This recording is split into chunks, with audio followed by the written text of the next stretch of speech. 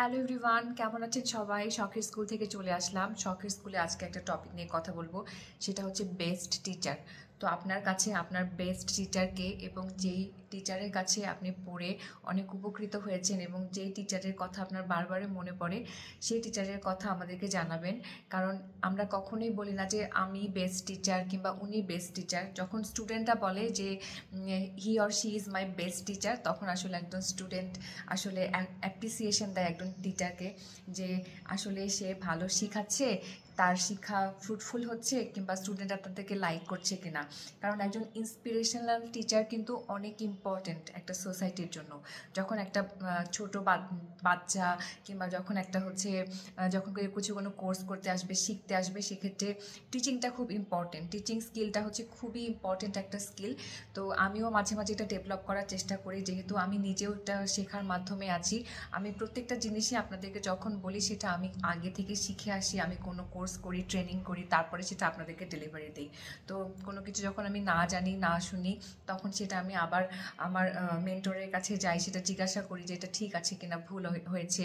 বিশেষ করে যখন আমি লার্নিং কোনো ট্রেনিং করাই, এখনও আমি লার্নিং ট্রেনিংটা আমি অফলাইন করিনি, সমস্তটাই আমাদের অনলাইনে আছে।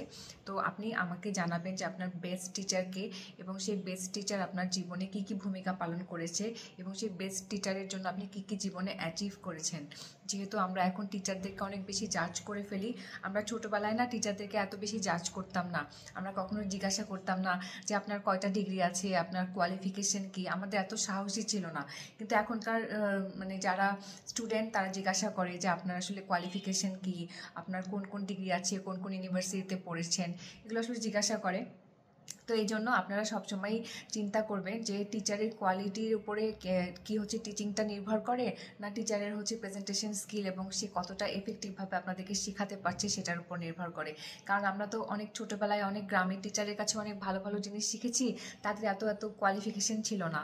যদি ম্যাথ শিখে, তাহলে শুধু ওই ম্যাথের কোয়ালিফিকেশনটাই তাদের ছিল। তারা আমাদেরকে খুব সুন্দর করে যত্ন করে অঙ্ক শিখিয়েছিলেন, তারপরে ইংরেজি শিখিয়েছিলেন। তো সেই জিনিসগুলো আমরা আসলে শিখে শিখে এত দূর এসেছি। অনার্স কমপ্লিট করেছি, মাস্টার্স কমপ্লিট করেছি, আরও হয়তো হায়ার এডুকেশনে আমরা ইন ফিউচার যাব। তো যখন আমাদের সেই ছোটোবেলার টিচারের কথা মনে পড়ে, তখন আমাদের মনে পড়ে যে টিচার আমাদের হ্যান্ড রাইটিং কারেক্ট করে দিয়েছিলেন, আমাদের স্পেলিং মিস্টেকগুলো ধরে দিয়েছিলেন। তো আমরা টিচারের কাছে আমরা অনেক সময় ভয়ে প্রশ্ন করতাম না। এখনকার স্টুডেন্টরা কিন্তু অনেক প্রশ্ন করে, এটা একটা ভালো দিক। আমি সবসময়ই বলি যে পুরাতনের সাথে নতুনটা আপগ্রেড হবে, এবং আপগ্রেডের ভার্সনটা আমাদেরকে সবসময় অ্যাকসেপ্ট করতে হবে। যেহেতু আমাদের সব কিছু পরিবর্তনশীল, সব কিছু আমাদের সময়ের সাথে সাথে বদলাতে হবে। এই জন্য বেস্ট টিচার হওয়াটা খুব গুরুত্বপূর্ণ। বেস্ট টিচার হওয়া তখনই সম্ভব যখন স্টুডেন্টরা বলবে যে he or she is my best teacher. তো আপনারা আমাদের জানাবেন আপনাদের বেস্ট টিচার কে ছিল। বেস্ট টিচার আপনাদের জন্য একটা ব্লেসিং, এবং এটা সোসাইটির জন্য একটা বড় অ্যাসেট যে একজন টিচার আপনাকে সুন্দর মতো কোনো কিছু শেখাতে সক্ষম হয়েছেন। Thank you.